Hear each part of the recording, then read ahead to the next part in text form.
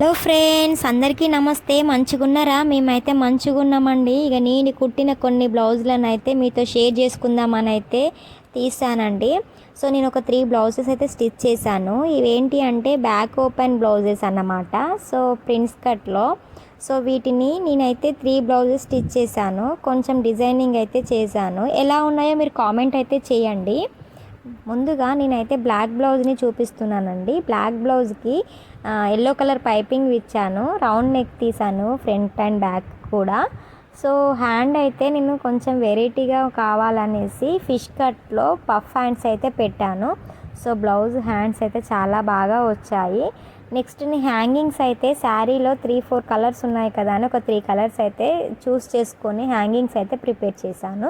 Next silver colour blouse అనమాట. So silver colour బ్లౌజ్కి hangings అయితే ఒక ఫ్లవర్ చేసేసి దానికి పైన ఒక మొగ్గలాగా హ్యాంగింగ్ అయితే ఇచ్చాను. డోరీస్కి థ్రెడ్ సరిపోలేదన్నమాట, అందుకే నేను రెడీమేడ్ డోరీస్ అయితే వేసాను. ఇది సిల్వర్ కలర్ బ్లౌజ్ కదా, ఏం వెయ్యను అనుకున్నాను, కానీ లేసేస్తే లుక్ అయితే చాలా బాగుంది. హ్యాండ్ ఏమో ఇలా 2 ఫిల్స్లు ఇచ్చి హ్యాండ్ అయితే ప్రిపేర్ చేశాను. ఎలా ఉందో కామెంట్ చేయండి. ఫ్రంట్ ప్రతి బ్లౌజ్కి రౌండ్ నెక్ అయితే ఇచ్చేసాను. ఫ్రంట్ ఫిల్స్ పెట్టాలి, బ్యాక్ ఓపెన్ అనమాట. ఈమె నా కస్టమరు, రెగ్యులర్ కస్టమరు.